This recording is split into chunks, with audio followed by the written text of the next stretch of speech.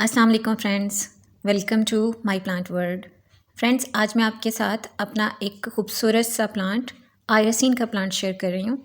Friends, इस plant की क्या केयर करनी है जिससे ये इतना अच्छा हेल्दी और बुशी रहे, और इसको प्रोपिगेट कैसे करना है, इसकी कटिंग कैसे लेनी है, वो भी आज की इस वीडियो में मैं आपके साथ शेयर करूँगी। फ्रेंड्स, ये प्लांट 2-3 वैरायटी में नर्सरी में अवेलेबल है। इसको इसकी कलरफुल फोलिएज यानी कि इसके खूबसूरत पत्तों की वजह से इनको ग्रो किया जाता है। ये एक पेरिनियल प्लांट है और थोड़ी सी केयर के साथ सारा साल ये प्लांट हमारे गार्डन में रहता है और हमारे गार्डन की खूबसूरती को बढ़ाता है। फ्रेंड्स, आयरसीन प्लांट, जैसे कि मैंने पहले कहा, ये एक फोलिएज प्लांट है। और ये जो मेरे पास प्लांट है, इसमें देखें, इसके ग्रीन कलर की लीव्स हैं और उसमें ऑफ वाइट कलर्स की इसकी वेन्स या लाइंस बनी हुई हैं। ऊपर और नीचे से लीव्स एक जैसे ही हैं, लेकिन इसकी ये जो स्टेम्स हैं वो बहुत ही खूबसूरत अनयूजुअल सी पिंक कलर की हैं। ये देखें, शॉकिंग पिंक कलर की इसकी लीव्स हैं जो कि बहुत ही टेंडर और बहुत ही खूबसूरत लगती हैं। आयरसीन बेसिकली अमेरिका का ट्रॉपिकल एरिया का प्लांट है और आयरसीन जीनस प्लांट है एमरैंथस फैमिली का। इसकी 20 से 25 स्पीशीज़ हैं। और इसके अलावा इस आयरसीन को ब्लड लीफ प्लांट भी कहा जाता है, क्योंकि इसकी जो रेड कलर वाली वैरायटी है, ये जो मैं आपको पिक्चर में दिखा रही हूँ, इस वजह से इसको ब्लड लीफ प्लांट भी कहा जाता है। और इसके अलावा इसको चिकन गिजर्ड भी कहा जाता है। ये जो मैं आपको ग्रीन वाला दिखा रही हूँ, इसका नाम है आयरसीन हर्बिस्टी और ये बहुत ही खूबसूरत लगता है। बहुत ही इजी टू ग्रो प्लांट है, बहुत लो मेंटेनेंस है। बिगनर्स भी इसको बहुत ही आसानी से लगा सकते हैं। फ्रेंड्स, इसकी अगर हम केयर की बात करें तो आयरसीन के प्लांट को ग्रो करने के लिए जो हमने सॉइल लेनी है वो रिच और वेल ड्रेनिंग सॉइल होनी चाहिए। इसके लिए जो मैं सॉइल तैयार करती हूँ उसमें मैं 1 part garden soil, 1 part sand और 1 पार्ट कंपोस्ट यूज़ करती हूँ। आपके पास पत्तों की खाद है, गोबर खाद है, कोई सी भी वर्मी कंपोस्ट है, कोई सी भी खाद आप इसमें इस्तेमाल कर सकते हैं। इस तरह की अगर आप इसकी मिट्टी बनाएं जिसमें पानी ना ठहरता हो, क्योंकि इसकी ये जो स्टेम्स हैं ये बहुत ही टेंडर होती हैं, जैसे कोलियस की स्टेम्स होती हैं, बिल्कुल उसी तरह से बहुत नाजुक होती हैं, वुडी नहीं होती हैं। तो अगर मिट्टी सौगी होगी तो फिर उससे इस प्लांट की ग्रोथ पे असर पड़ेगा और मे बी इसके प्लांट की जो रूट्स हैं वो गल भी जाएं। इसलिए इसकी बहुत ही अच्छी वेल ड्रेन सॉइल होनी चाहिए। और पॉट साइज़ आप किसी भी साइज़ के इसको पॉट में ग्रो कर सकते हैं। 5 इंच के पॉट से लेकर 8 से 10 इंच के पॉट में आप इसको आराम से ग्रो कर सकते हैं। इसकी अगर हम वाटरिंग की बात करें तो अभी क्योंकि गर्मियों का सीज़न है, तो गर्मियों में तो इसको डेली वाटरिंग की ज़रूरत होती है। और जब इसकी ऊपरी लेयर सॉइल की जो है वो ड्राई होने लगे तब आपने इसमें वाटरिंग करनी है। और ओवर वाटरिंग बिल्कुल भी नहीं करनी, जैसे कि मैंने आपको पहले बताया कि ओवर वाटरिंग से ये प्लांट गल सकता है। और पानी देते वक्त इस बात का भी ख्याल रखना है कि सॉइल को हमेशा मॉइस्ट रखना है। इसको मॉइस्ट सॉइल पसंद है, सॉगी बिल्कुल ना हो लेकिन मॉइस्ट हो। इसीलिए इसकी जो सॉइल है वो बहुत ही अच्छी तैयार करनी है, जिसमें पानी को थोड़ी सी होल्ड करने की भी कैपेसिटी हो, बिल्कुल सॉगी भी ना हो और फौरी तौर पे ड्राई होकर बिल्कुल ड्राई सॉइल भी ना हो जाए, ऐसी भी सॉइल नहीं होनी चाहिए। अगर हम इसकी सॉइल अच्छी बनाएंगे और इसको प्रॉपर पानी देंगे तो इससे इसकी बहुत ही अच्छी ग्रोथ होगी। तीसरी जो इम्पॉर्टेंट चीज़ है वो है इसकी सनलाइट की रिक्वायरमेंट। ये पार्शियल शेड का प्लांट है। इस प्लांट को किसी ऐसी जगह पे रखें जहाँ सुबह की या फिर शाम की 2 से 3 घंटे की धूप इसको मिले। ख़ासतौर पर गर्मियों में दोपहर की जो तेज़ धूप होती है उससे इसको बचाएं, क्योंकि तेज़ धूप से इसके पत्ते जो हैं वो बर्न होने लगते हैं और पत्तों पर जो इसका पत्तों का जो कलर होता है वो भी फेड होने लगता है।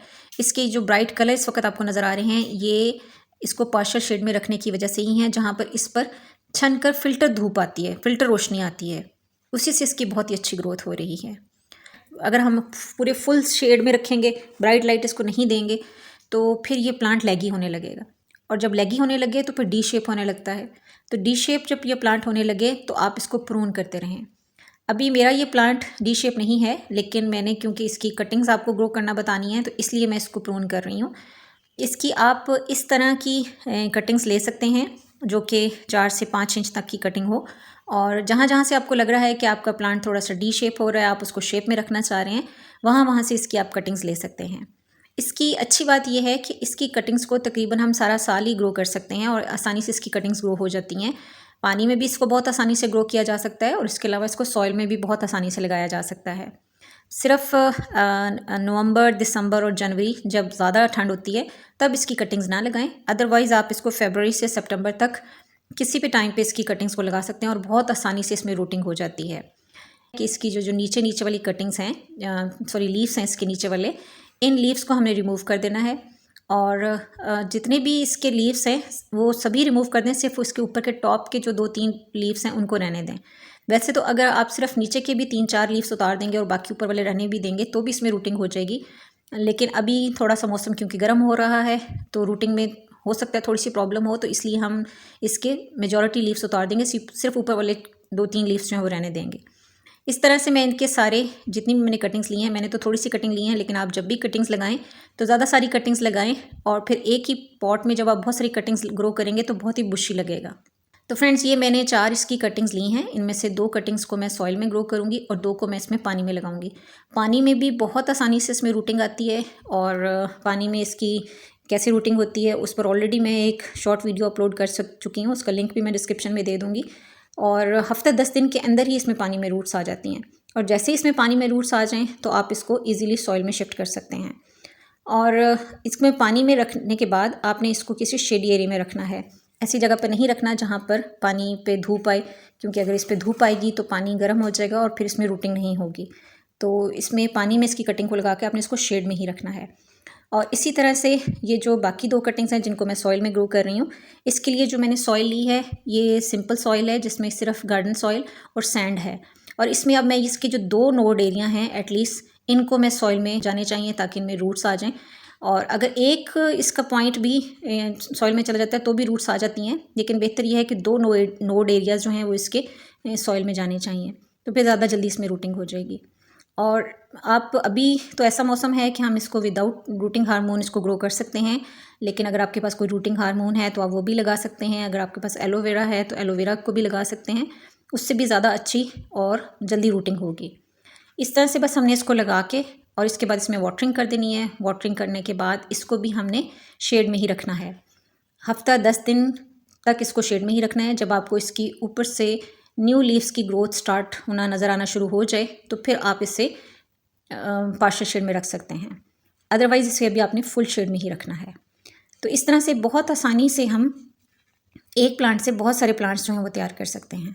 और फ्रेंड्स इसकी फर्टिलाइज़र की बात करें तो इसको ज़्यादा फर्टिलाइज़र की ज़रूरत नहीं होती है। साल में 2 दफ़ा फरवरी में और सितंबर में जैसे हम बाकी सारे प्लांट्स को फर्टिलाइज़र देते हैं, इसी तरह से इसमें भी आप गोबर खाद, वर्मी कंपोस्ट या लीफ कंपोस्ट दे सकते हैं। और बहुत इजी टू ग्रो प्लांट है, बहुत आसानी से इसकी कटिंग ग्रो हो जाती है। आपको भी कहीं से भी इसकी कटिंग मिले तो ज़रूर ग्रो करें और अपने गार्डन में इस खूबसूरत प्लांट को ज़रूर ऐड करें।